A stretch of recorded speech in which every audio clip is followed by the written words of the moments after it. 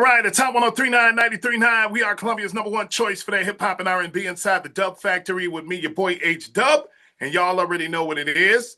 Y'all know how your boy H Dub get down. And today we're diving into the soul of R&B. I'm talking about one of H-Town's finest. She's a self-taught singer, songwriter, producer whose sound hits deep with a late night journey that takes us on a melody ride that like no other. All right. I'm talking about from 9 years old, catching the world's attention with breakout tracks like Again, Reassurance. She's most stamped her new, brightest Def Jam. She's on Def Jam, ladies and gentlemen. She's newly signed to Def Jam, so let's go. Plus her debut album, Miss Me Yet, is a beautiful mix of vulnerability and new emotions, raw emotions, and she's got the world turned upside down. Plus, she caught the attention of one of R&B biggest females, SZA, showing her love on her Snooze cover to Major, co-signed for Billboard's, New York Times, Essence Magazine. I mean, I could go on and on, but right now, let's get down to it. Ladies and gentlemen, I want to welcome Jastin Martin to the Dub Factory. What's up, Jastin? First of all, let's just take a moment of silence for that introduction. Thank you. I appreciate it. You're welcome. Try to do my best. Make sure you feel welcome. Yes, absolutely. Yeah, I don't want to hold you too long. I appreciate you, for hopping on with your boy H-Dub. So just wanted to ask you a few questions. That way the Metro and myself can get to know you a little bit better. Please do. All right. Well, you started off writing music at 9 years old, I mentioned, and, it's in your bio. When you first realized that you wanted to do music, was that on purpose? I mean, I got a 9-year-old, so she likes to sing and dance, but I don't know if she wants to make a career out of it. But right. I always say it's in me, not on me. I've always been music. I went to schools where I had to play instruments growing up. And I did choir all of high school, but I've always been a writer at core. So I started writing songs when I was 8, 9 years old, and I never stopped. It's been my first love, and it's truly a passion. Yeah, and we're here. Oh, that's good, and that's the start of it right there. So from jumping from being 9 years old to Grambling State dorm rooms to H-Town's open mics and now Def Jam's, newest signee on the roster. What kept you grounded and hungry? I know you say you had a passion for music, so I guess that's just what it is? That's exactly what it is, and I say that I've always written songs because I had to, because it really was just something I needed to do. It's something I love to do. And so, when I was 8, 9 years old, I wasn't writing songs for accolades or for them to be hits. It was something I really loved to do and knew that I wanted to do. And as I grew and got older, I knew that there's nothing else I want to do. So I know I have to apply myself and I have to give this everything. Yeah. So with that being said, your album, Miss Me Yet, feels like a journey through healing, confidence, and reflection. What's the story behind the title and the emotion that drives that? So, Miss Me Yet, oh Lord, let's make a long story short. Okay. I was in a nearly 2-year relationship, and it went sour. I dropped out of college when I left this person, and I came back home, moved back in with my granny, had to start over everything. And I feel like I held on to that. And you can think you've moved on from something, but I found myself even a year after still writing about this situation and still writing about this person. Right.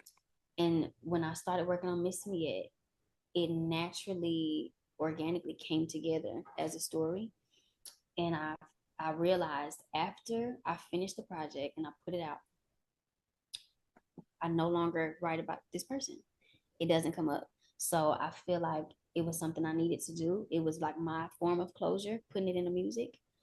And yeah, so Miss Me Yet just encompasses that experience for me, that relationship, how I felt during and after. Yeah. Well, that's good that you got that out your system. Absolutely. Yeah. Now again, became a viral hit. 13 million streams, 50,000 TikTok all this. So what what what resonates, with knowing that? I mean, you're a viral sensation. Like that's everybody's dream now. At first it was other dreams, but now people just want to go viral. Right, right. It's a thing. It's crazy for me because I wrote again when I was 18 years old, Hmm. and I put it out then. And so I think it's really just a testament for time and just allowing time to run its course. You never know what can happen. I was meant to make that song then for whatever reason, but it was also meant to resurface now and have the impact that it's having. So it's surreal. I'm grateful. I can't believe something I wrote when I was 18 is my biggest song. Wow. Yeah. Yeah. Timeless. Yeah. So with that being mentioned, I know you work with icons like Timbo. You shared the stage with Eric Bellinger. What have those experiences taught you about first growth and longevity in this game? Mm-hmm. I think just being able to be supported by people that Oh, I've looked up to right. and them embracing me how they do, it's amazing. And just seeing the work ethic and seeing what it takes and seeing how long Timberland's been in the game, um, I think it teaches you things take time, patience, right? Nothing happens overnight. And I'm just grateful. I'm grateful to be in the same rooms with these people that I grew up listening to. Um, yeah, and it just lets me know that I can get there. You know, Yeah. I have a front row seat to something that I've witnessed over time. So Gotcha. now I'm there. I'm in the room, so I know that it's that much more possible for me now. Oh, that's what's up.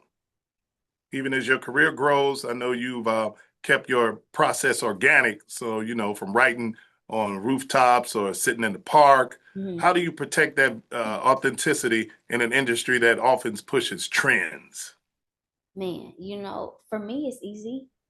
It's easy because I've always been a really, really headstrong person. I've always known who I am, and I've always been like non-compromising. But I still think that it's crazy and it is sad because it is easy for people to get in your head, Right. even if you do have a strong sense of self. Um, and I ran into this recently where I had someone try to come in and try to tell me things like I'm too clean, I don't dress a certain way. I don't say things in my songs that they think I should say. And it just goes to show like if you're not really, really, really content with who you are, and if you don't really have the faith that you can get to where you're going, especially being a new artist and where I'm at, it takes time and it takes patience. I'm not the biggest, and so it's easy for people to get in your head when you really want it and you're not there yet. Right. So I feel like you just have to really know who you are and really know what you stand for, stand for something or fall for anything. So that's what I was saying. That's what's up. And I know, I had mentioned SZA. She's showing that support, especially like when she showed love on your snooze cover. Yes. And so, what do you want listeners to take away when they press play of Jastin Mm-hmm. Martin's music? Mm-hmm. Definitely, I've been getting a lot of the comments of people saying that I've been healing them and helping them through whatever it is they're going through. And Wow. I just want to continue to do that. And I put it into perspective for myself by knowing what listening to Janae Aiko does for me, or knowing what listening to SZA does for me. And so I think I'm doing what I would want it to do. And that makes me happy. That's all I All could right. ask for because I just make music and make songs because I love it and because I have to because that's just my way of expression. But I love that it resonates and it can move beyond myself. Right. That's what's up. I know you're a viral sensation, but for those listeners that don't know about Jastin Martin yet, how can they follow your journey on social media? Yes, you can find me on all platforms, that's social media platforms and music platforms at Jastin Martin. Okay. And finally, if you could describe your journey so far in one word, what would it be and why? Ooh, Yeah. hmm. My journey in one word. Hmm. That's a good one. I've never had that one. Thought provoking. Yeah, that is a good one. And I wanna Take your time. mm-hmm. I don't know. I don't know. I always say patience whenever anyone asks me anything because it's something that I struggle with, patience. Well, yeah. There Yeah. you go. So I would have to say it's been a long, patient journey. And Wow. it's ongoing. Well, it sounds like you're graced for this. So once again, congratulations on all your success and your continued success and your future success. Thank you so much. I appreciate you taking the time out to holler at your boy H Dub in the Dub Factory, Columbia, South Carolina, here on Hot 103.9, 93.9. So I appreciate you, Jastin Martin. For having me. You're welcome. Thanks, Jazz.